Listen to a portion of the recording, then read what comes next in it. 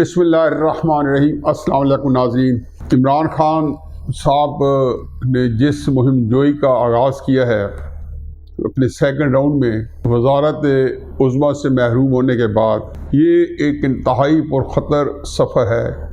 उनके लिए तो खैर क्या होना है, लेकिन पाकिस्तान की चूल्हे जो मुल्क को जिसको ये बर्बाद करके इक़्तिदार से अलहदा हुए हैं, मज़ीद हिलाने को है। लड़ाई झगड़े मार कुटाई फसाद इस वक्त इमरान साहब का मतबा नज़र इसके अलावा और कुछ नहीं है कि इस मुआशरे के अंदर मैं ऐसी खाना जंगी का आगाज़ करा जाऊँ, ऐसी अफरात व तफरीक पैदा करके जाऊँ कि ये मुआशरा जो है बिल्कुल किसी के इस्तेमाल में ना रहे। जमाइमा गोल्डस्मिथ जो इमरान खान साहब की साबिक़ा अहलिया हैं, उनका एक बयान आया, बड़ा सही बयान आया कि वो और उनके दो बेटे जो कि इमरान साहब के भी बेटे हैं, वो एक प्राइवेट ज़िंदगी गुजार रहे हैं। और वहाँ शायद मुझे पता नहीं था, लेकिन जियो की न्यूज़ मैंने देखी है, उस पर आया है कि वो मुस्लिम लीग नून के कारकुनों ने उनके घर के बाहर मुजाहरा किया है। मेरा ख्याल में जमाइमा जो बात कह रही हैं सही कह रही हैं, लेकिन ये बात मुस्लिम नून के वर्कर को समझाई जा सकती है जब अब एक मेयार जो है इमरान खान साहब, उन्होंने जो मुकर्रर किया है मुखालफीन को गालम गलोच देने का, जो उनके बच्चों का और उनकी फैमिलीज़ का और उनके घरों के बाहर जो उनकी जो चादर चार दीवारी की जो पामाली इमरान खान साहब के हाथों हो रही है, चाहे पाकिस्तान के अंदर हो या पाकिस्तान के बाहर। अब उसका एक पहले भी हो चुका है।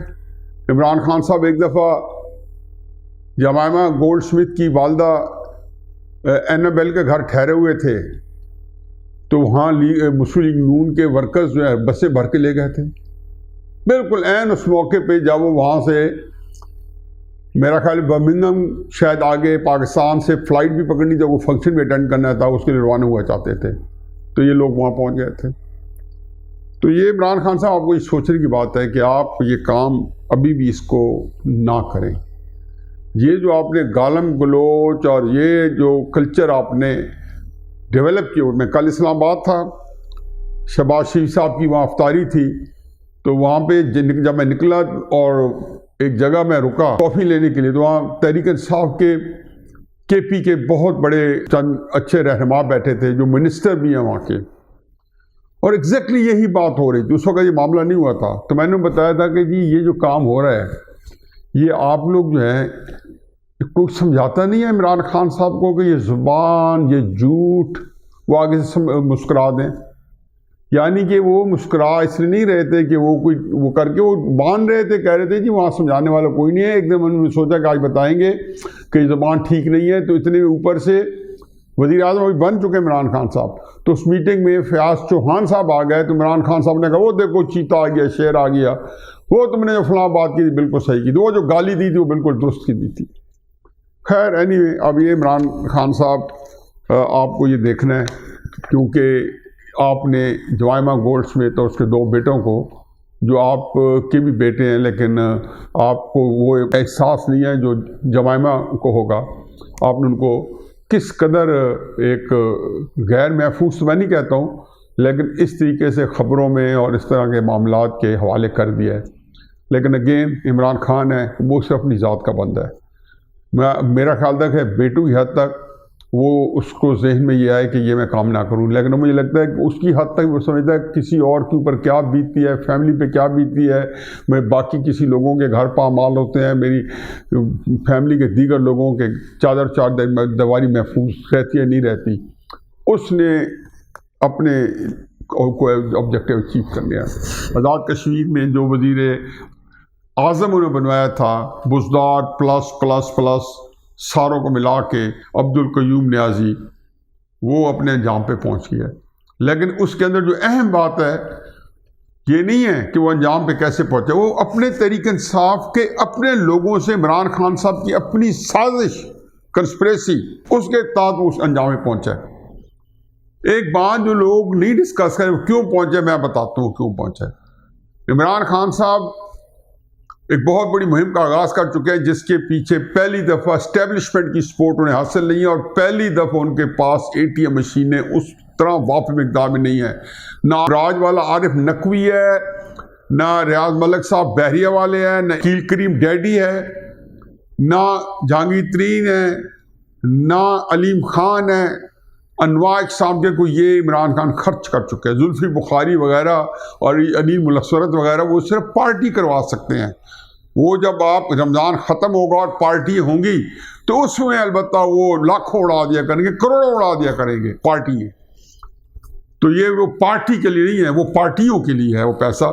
तो ये वही बंदा है जिसको वज़ीर-ए-आज़म बना रहे हैं। जैसे 1 अरब ब्रिगेडियर को दिया था ISI को मुबैना तौर पर वज़ीर-ए-आज़म बनने के लिए, तो इमरान खान साहब को उस वक़्त पैसों की ज़रूरत नहीं थी। उस वक़्त उन्होंने अब्दुल क़य्यूम नियाज़ी को, एक बहुत मासूम इंतहाई बेचारा, वही जैसे कि जूतों में बैठने वाला बुज़दार की तरह, आज़ाद कश्मीर जाए भाड़ में, ऐसे मौके पे जबकि कश्मीर इन्हीं के अपने दौर में हिंदुस्तान ने कब्ज़ा कर लिया है, जिसके मैं हमेशा समझता हूँ ज़िम्मेदार इमरान खान साहब हैं, वहाँ का वज़ीर-ए-आज़म बना दिया।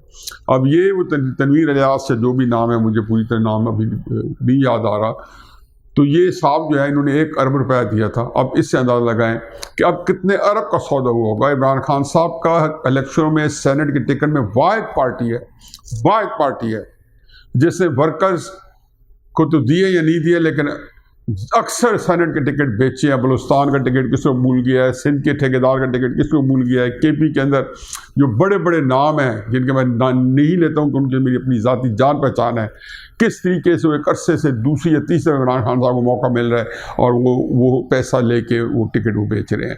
तो इनको सीटें गुज़ीशे पैसा लेके बेचने का शौक़ है। तोशा खाना पे आ जाएँ, जिसके बारे में शहबाज शरीफ साहब ने कल जब हम अफ्तारी पे थे तो वहाँ भी जिक्र किया क्या ये चीज़ें आती हैं।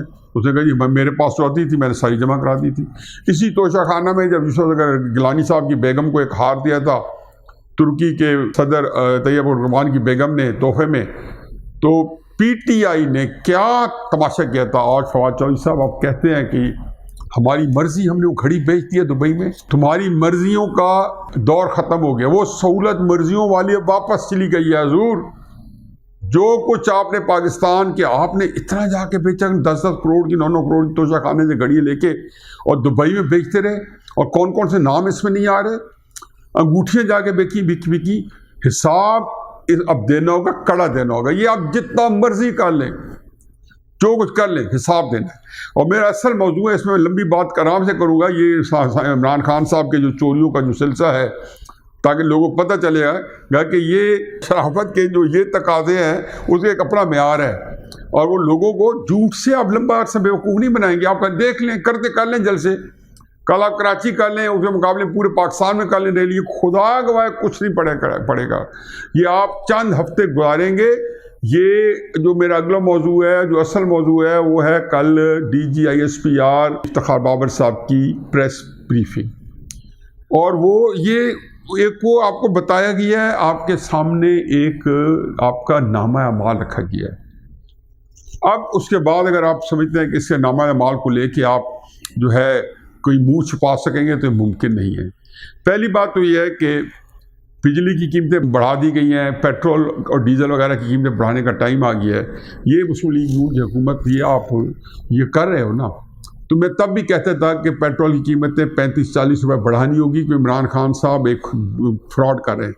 लेकिन आप अब ये नहीं कह सकते कि जी इमरान खान साहब जो है वो सही बढ़ा रहे थे और आप गलत बढ़ा रहे हैं, या आपको बढ़ानी पड़ रही है। मुझे पता है भाई, शहबाज शरीफ साहब ने कल बताया और सारी पूरे कौम को अंदाज़ा है कि इमरान खान साहब किस तरीके से बर्बाद करके गए हैं पूरी की पूरी। वो कहते हैं ना कि एक जानवर जब किसी खेत में घुसता है तो वो झाड़ के जाता है, उसको निकाल भी दे, हाँक के बैल भी निकाल दें। बोले द चाइना शॉप, अगर एक बैल किसी शीशे की दुकान में, चाहे चीनी के बर्तनों की दुकान में घुस जाए तो निकाल दे तो सारी दुकान को उजाड़ के जाता है। तो ये bull in the China shop जो आप निकाल तो दिया, हमें पता पाकिस्तान क्या हाल है, लेकिन आपने उड़ते हुए तीर को बगल में दिया है। अब जो भी होगा इसकी ज़िम्मेदारी, ये इमरान को एडवांटेज होगा कि जब आप चीज़ें कीमतें बढ़ाएंगे ज़िम्मेदारी आप पे होगी।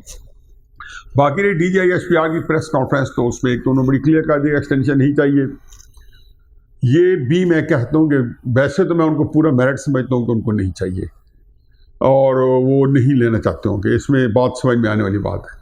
लेकिन अगेन इसको लिया जाएगा जैसे बंदा डिफेंसिव हो जाता है, बंदा बैक फुट पे चला जाता है, बंदा पीछे हट जाता है, क्योंकि इमरान खान से वो जो अटैक है और जो जिस तरीके से तनाज़ात और कंट्रोवर्सीज और सारी पैदा हुई हैं, तो उसमें शायद यही बनता जो है यही समझा जाएगा। DGISPR की प्रेस कॉन्फ्रेंस अगर मुझे कहें एक लफ्ज़ में, तो मैं कहूँगा कि एक एक्सप्लेनेशन थी, एक तकरीबन अपॉलोजेटिक थी।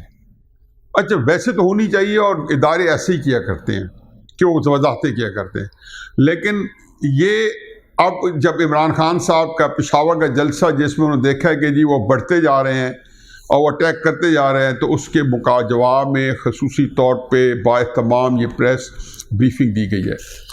इसमें 3 बातें हैं। उसमें अलबत्ता जो वो कहता है कोई मेरे शिकवे को समझा तो रिजवा समझा, वो शेख रशीद समझा। आज उसने जवाब दिया, तंज़िया जो कहा है, फरमाया है, वो समझ गए कि वो क्या कह रहे हैं।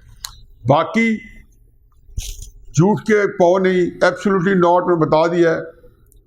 अब फिर कहें कि मैंने कहा एब्सोल्युटली नॉट, किसको कहा है? हवा में कहा है। यानी कि एक बड़ी जबरदस्त को मिसाल दे रहा था, कोई बंदा गाड़ी मांगेगा तब क्या कहेंगे? मैं कहूँगा एब्सोल्युटली नॉट।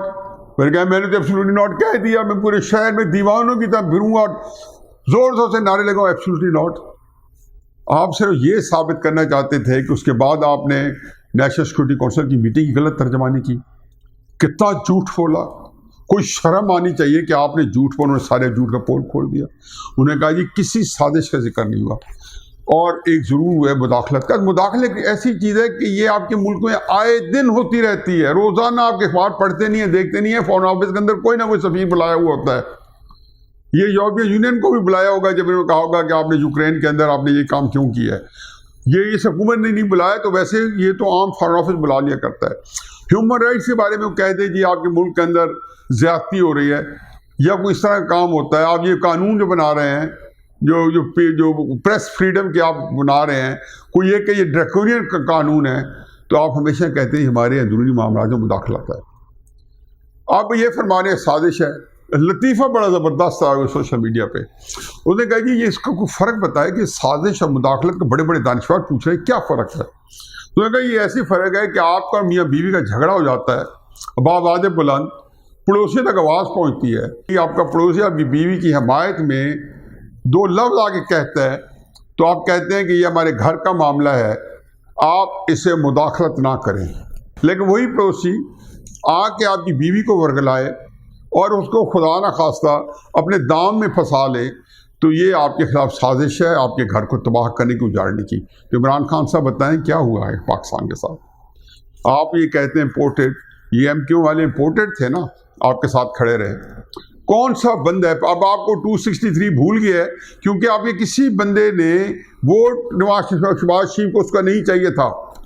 जो 274 वोट्स किए और 4-5 वोट्स उनके उसने नहीं आए थे, वो सारे के सारे वो हैं जो इत्तेहादी आपके साथ आपकी हुकूमत में शामिल थे। चुनाचे ये काम आप चलें, यकीन जाने झूठ से मैंने कितनी दफ़ा अपने बचपन में अपने वाले से मार खा के बच गया था, लेकिन झूठ लंबा नहीं चल पाया था। झूठ से आप नहीं बचेंगे। शुरू हो गया बाकी सारे का सारा निज़ाम आपका इलेक्शन कमीशन के अंदर 1 महीने में वो फैसला आ रहा है, आप फेस करें जाके और पब्लिक को बताएं सच। अब आपसे कभी नहीं बोला जाएगा, मुझसे गारंटी कर ले, मैं अल्लाह को यकीनन गवाह बना के कहता हूं कि आपके मुंह से अब सच नहीं निकलेगा। बाकी आप नुकसान पहुंचा सकते हैं, यस पहुंचाएंगे, यस, लेकिन आपका नहीं। वो बेचारे लोग हैं, जब तक आपका अपना काम तमाम होगा, आप यहाँ पे बहुत सारे लोगों का नुकसान करवा के यहाँ से जा चुके होंगे। और मैं कुछ नहीं कहता हूँ, मैं सिर्फ ये कहता हूँ कि DGISPR की कल की प्रेस कॉन्फ्रेंस ने आपके सारे बयानिया का बरकस निकाल के रख दिया है।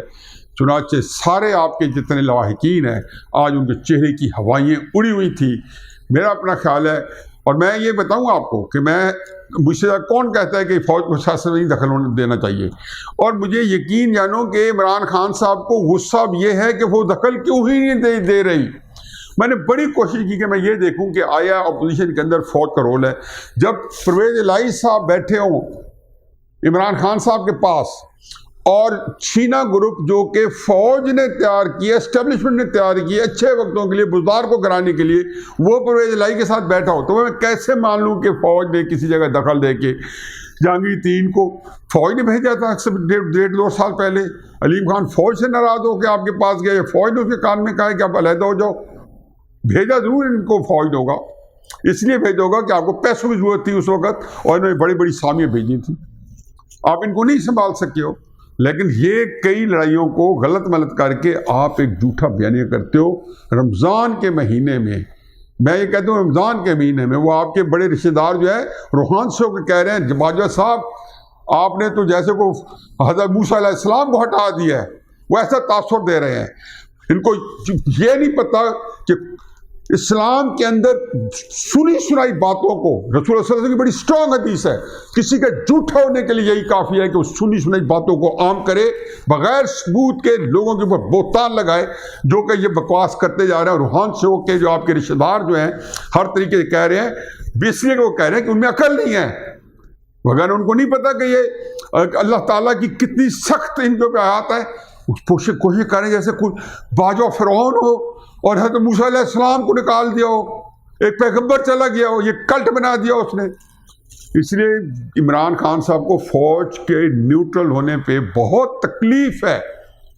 मैं मुतमईन हूँ, मुस्लिम लीग की सियासत से मुझे इख्तलाफ है कि उनको आपके खिलाफ वोट ऑफ नो कॉन्फिडेंस नहीं ले आनी चाहिए थी, लेकिन मुझे इस बात पे पूरा इत्मीनान है कि फ़ौज न्यूट्रल है, और अगर फ़ौज न्यूट्रल रहती है तो भी आपका मुकद्दर जो है तबाही बर्बादी के अलावा कुछ नहीं, क्योंकि आपने इसी चीज़ को फ़रोग दिया था और यही चीज़ आपके गले का फंदा बन के आपकी तरफ आ रही है। हमारा